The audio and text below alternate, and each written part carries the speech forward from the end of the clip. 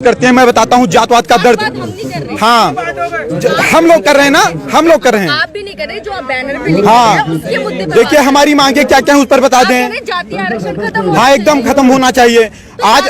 हाँ हाँ, बस एकदम उसी पर बता रहे हैं आपको, उसी पर बता रहे हैं। क्या टाइटल लगा, एक सेकंड हम बोलने दीजिए ना बीच में। क्या टाइटल लगाना जातवाद है? अगर टाइटल लगाना जातवाद है तो पासवान भी लगाते हैं, यादव भी लगाते हैं, वर्मा भी लगाते हैं, शर्मा भी लगाते हैं, तिवारी भी लगाते हैं, मिश्रा भी लगाते हैं, पाड़े भी लगाते हैं। ये जातवाद नहीं है।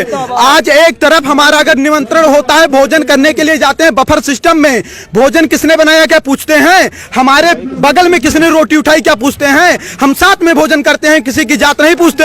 हम एक कॉलेज में जब एक मिनट ध्यान से, जब हम कॉलेज में एडमिशन लेते हैं और किसी भी बच्चे से मित्रता करते हैं तो उसकी जात नहीं पूछते।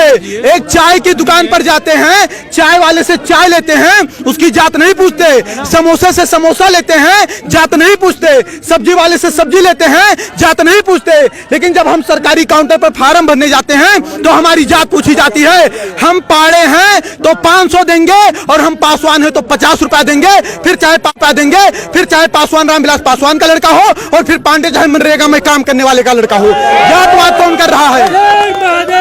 एक पूछना है तो पूछिए, आप पूछिए प्रश्न। क्या बेनिफिट होगा अगर ये खत्म हो जाएगा? देखिए, बाबा साहब अंबेडकर ने कहा 10 साल के लिए रिजर्वेशन होना चाहिए। इस देश के चंद गद्दार नेता आज क्या कह रहे हैं कि आज 70 साल बाद बाबा साहब भी आ जाएंगे लेकिन आरक्षण नहीं खत्म होने देंगे। तो क्या वो बाबा साहब के सिद्धांत पर चल रहे हैं?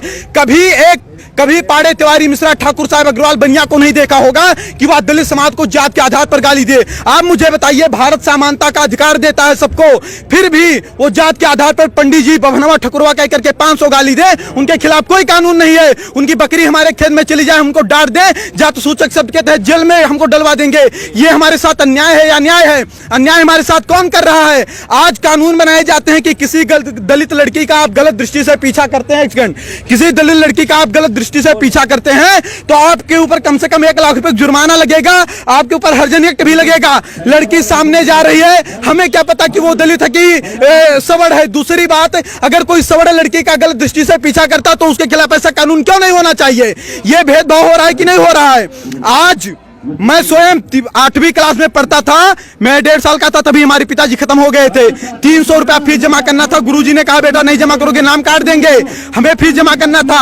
हमारी माताजी कर्जा रुपया लेकर के आई, जबकि हमारे मित्र राजेश आर्य थे जो कि 80 से आते थे, उनके पिताजी 500 रुपया दिए, उनका 200 पड़ा, हमारा 300 पड़ा। गुरुजी से मैंने कहा कि गुरुजी कर्जा मैं लेकर के आया हूँ, ब्याज पर मुझे रुपया देना पड़ेगा, 300 मुझसे क्यों लिया गया? उन्होंने बताया कि आप जनरल वर्ग से हो। मुझे पता नहीं था कि जनरल वर्ग क्या होता है। अब सोचिए आप, जातवाद की बीज कहां से पैदा हुई?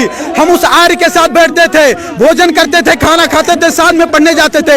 हमने जातवाद नहीं किया, लेकिन हम पाड़े थे इसलिए 300 रुपया लिया गया, हम ब्याज पर लेकर आए थे, भुखमरी के कगार पर थे, ये हमसे नहीं पूछा गया। जात के आधार पर तो शोषण हमारा हो रहा है 70 साल। आप बताइए, एक छोटी सी बात बताइएगा, भारत का संविधान कहता है, वहां देख के बोलो ना, भारत का संविधान कहता है कि अगर किसी का बाप 302 करेगा तो उसकी सजा उसके बाप को मिलेगी, बेटे को नहीं मिलेगी। सही कह रहा हूं, गलत कह रहा हूं? अगर मैं किसी का मर्डर करता हूं तो उसकी सजा मेरे भाई को मिलेगी या मुझे मिलेगी?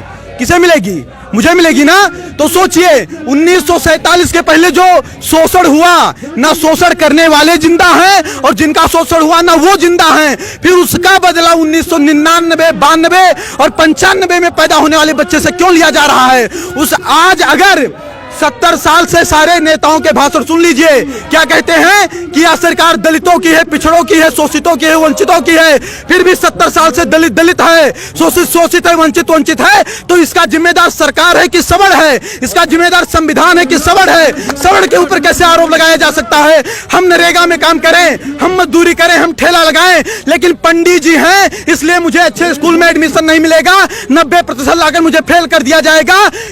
क्या मुझे इस देश में न्याय नहीं मिलना चाहिए? और अगर न्याय देने की क्षमता इस देश की सरकारें नहीं रखती हैं तो खुल करके कह दें कि आप इस देश के नागरिक नहीं हो, हमारे मताधिकार भी छीन लें। फिर क्यों कह रहे हैं, हमारे वोट क्यों ले रहे हैं वो लोग? SC/ST एक्ट का 10 महीने जेल है। अब आप क्या मांग रख रहे हैं? अगर इन मांगों को नहीं माना जाए, हमारी मांग ये है कि देखिए, एक समय था, एक कालखंड था जब जातवादिता रही होगी।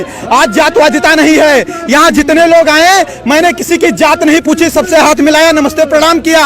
आज कोई ऐसा नहीं करता। अंतरजातीय विवाह, आपको पता होगा कि भारत का संविधान कहता है कि 18 साल की लड़की हो जाएगी तो स्वेच्छा से शादी करने के लिए वह निर्णय ले सकती है कि नहीं है? तो अब शादी अंतरजातीय करना है कि जातीय करना है, वो लड़कियों के ऊपर निर्भर है। बाप उस पर दबाव नहीं बना सकता है, उस पर आप हम पर भी प्रेशर नहीं बना सकती हैं। और आपको बता दूं, अगर अंतरजातीय शादी करने से जातवाद खत्म होता तो अम्बेडकर की वाइफ भी ब्राह्मण थी, वो क्यों नहीं ब्राह्मण हो गए अम्बेडकर जी? वो दलित के दलित क्यों रह गए? रामविलास पासवान ब्राह्मण क्यों नहीं हो गए? वो दलित के दलित क्यों हैं? ये चंद लोग मलाई काट रहे हैं। आज गांव का गरीब दलित गोबर और मिट्टी में पड़ा है और दलित का मुद्दा उठाने वाले लोग मर्सिडीज से चल रहे हैं। उसके बाद उनका शोषण वो करते हैं। 22.5% दलितों का रिजर्वेशन, क्या उसमें कोई सबर जा सकता है? नहीं जा सकता। उसका लाभ कौन ले रहा है? दलित ही तो ले रहा है। अगर कहीं पर आरक्षित सीट आती है तो वहां चुनाव कौन लड़ेगा? दलित ही तो लड़ेगा, सबर तो लड़ नहीं पाएगा। फिर उनका अधिकार कौन खा रहा है? 56,000 करोड़ अनुसूचित जात के लिए और 39,000 करोड़ अनुसूचित जनजात के लिए ये जात के आधार पर बजट है। अगर जात के आधार पर ये बजट आए तो उन्हीं के जात के लोग खाए कि हम लोग खा लिए? फिर आरोप हमारे ऊपर कैसे लगाया जा रहा है कि हम उनका शोषण कर रहे हैं? ठीक है, और कोई बात हो तो बताइए। हम ये बताना चाहते हैं, देखिए हमारी सरकार से, देखिए हम इस देश के नागरिक हैं। हमने कभी तोड़ फोड़ नहीं किया, हमने कभी किसी का विरोध नहीं किया। हमने, एक सेकंड बोलने नहीं दीजिए ना, 1 मिनट रुक जाइए, 1 मिनट रुक जाइए, कुछ बोलने दीजिए ना।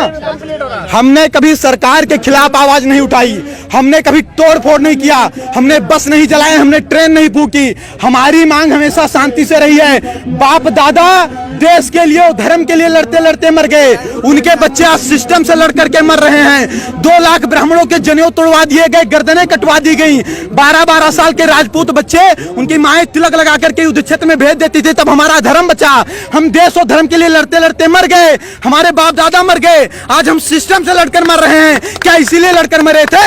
हमारी मांग है कि राष्ट्रीय स्वर्ण आयोग का गठन हो, सभी में गरीबी होती है, जात के आधार पर आरक्षण न होकर आर्थिक आधार पर दीजिए, और SC/ST एक्ट में जांच की व्यवस्था हो। क्योंकि अगर हमें अधिकार नहीं है जात सूचक शब्द के तहत किसी दलित को गाली देने की, तो किसी दलित को भी अधिकार नहीं होना चाहिए कि जात सूचक शब्द के तहत हमें गाली दें। बार बार कहते हैं 5000 वर्ष से शोषण किए हो, तुम यूरेशिया से आए हो, यूरेशिया चले जाओ। क्या इनके बाप का देश है? अगर इनके बाप का देश है तो मंगल पांडे जब गोली चला रहे थे तब कहां चले गए थे लोग? कहां चले गए थे लोग? सपोर्ट कर दिया, आना नहीं पड़ता यहाँ। और कोई बात होगी तो बताइएगा, हम अपने मुद्दे पर तटस्थ हैं, और अगर कहीं किसी को समस्या होगी तुरंत बताइए। तो आपने देखा यहाँ पर जो है आरक्षण जो है, जातिगत आरक्षण नहीं होना चाहिए, यहाँ पे मांग की जा रही है। नई दिल्ली के जंतर मंतर पर तमाम लोग आकर के यही कह रहे हैं कि जातिगत आरक्षण नहीं होना चाहिए, और SC/ST एक्ट जो लगाया गया है, जो बनाया गया है, इसमें सुधार होना चाहिए। क्यों है कि इन सब चीज़ों को जो है सरकार इस पे सुनवाई करे, इस पे संज्ञान ले, जो ये मांग रहे हैं। और जेठेरी जी जो है रामलीला मैदान में, उनका आमरण अनशन चलता रहेगा। जो इनकी मांगे हैं वह पूरी होनी चाहिए। इन्हीं मांगों के